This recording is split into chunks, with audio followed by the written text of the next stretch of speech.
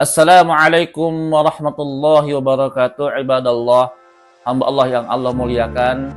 Alhamdulillah bisa berjumpa lagi sama saya Syihabuddin dalam channel YouTube Syihabuddin Al-Islami, yang insyaallah pada kesempatan kali ini saya coba menyampaikan materi tentang tahsinul Quran yang sebelumnya sudah saya sampaikan muqaddimah pada fat yang pertama, yang alhamdulillah hari ini atau saat ini saya akan sampaikan kajian tentang tahsin atau materi tahsinul Quran part yang kedua. Semoga bermanfaat, silahkan disimak. Materi yang akan saya sampaikan kali ini adalah mengenai definisi ilmu tajwid. Dalam pendapat para ulama yang dikarang oleh mereka dalam beberapa kitab Al-Quran, kitab tajwid, mereka mendefinisikan istilah tajwid itu dengan istilah ikhraju kull harfin min makhrajihi ma'iqahihi haqqahu wa mustahaqqahu, yaitu mengeluarkan setiap huruf dari tempat keluarnya huruf dengan menunaikan hak-haknya dan mustahaknya. Apa itu haknya? Yaitu bacaan Al-Quran sesuai dengan makhrajnya dan sifat hurufnya yang insya Allah akan saya bahas pada kesempatan selanjutnya. Apa itu mustahaknya? Mustahaknya itu seperti bacaan guna, bacaan tafkhim, tarkik. Ini daripada ilmu tajwid. Selanjutnya, fadilah mempelajari ilmu tajwid atau keutamaan mempelajari ilmu tajwid. Sebagaimana sabda Rasulullah SAW dalam riwayat Imam Bukhari, khairukum man ta'allamal Qur'an wa 'allamah. Perlu diingat ya. Khairukum man ta'allamal Qur'an wa 'allamah. Sebaik-baiknya kalian orang yang belajar Al-Qur'an dan mengajarinya. Ya. Jadi kalau bacaan kita belum baik, belum tartil, belum fasih, belajar dengan siapa?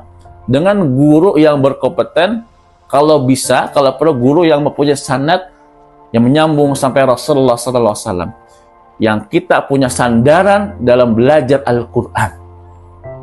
Nggak usah malu. Nggak ada istilah kata telat. Oh, saya usia udah 20 tahun, 30 tahun, 40 tahun. Nggak ada istilah telat. Ya. Belajar Al-Quran sampai kapan? Sampai mati. Bahkan yang sudah paham dengan Al-Quran mengamalkan. Yang sudah hafal murojaah. Ya. Seperti itu. Selanjutnya, tujuan mempelajari ilmu tajwid. Nah, ini disebutkan oleh para ulama, yaitu siyanatul luhun atau siyanatul lisan anil luhun, imma al khafi wa imma al jahli, yaitu menjaga lisan kita dari kesalahan-kesalahan. Kesalahan apa? Al khafi, lahan khafi, kesalahan kecil. Yang kedua adalah kesalahan jali, kesalahan besar. Dari mana kita bisa tahu itu kesalahan kecil dan kesalahan besar? Ya dari belajar. Jadi kalau kita bacaannya belum baik, belum betul, itu masih dalam pengawasan guru kita. Ya. Apa itu kesalahan kecil atau lahan khafi? Ketika kita membaca Al-Quran, gunahnya kurang, atau bacaan dengungnya kurang. Ketika kita membaca Al-Quran, yang harus dibaca 2 harakat, lebih dari 2 harakat. Mayyakulu, sayakulu, kunya panjang, kulu, qala. Nah, ini saya akan bahas ya dalam kesempatan selanjutnya, dalam apa saja kesalahan-kesalahan dalam membaca Al-Quran. Apa itu kesalahan jali atau kesalahan besar? Yaitu kita tidak cocok, tidak pas dalam mengucapkan makhraj. Contoh misalnya kita membaca Alhamdulillahirabbil alamin. Alamin ini kita baca ain ya, dibaca dengan ain, alamin. Namun kita baca dengan hamzah, Rabbil alamin. Nah, ini salah artinya. Ya. Alamin, Tuhan semesta alam. Alamin itu artinya sakit. Ya.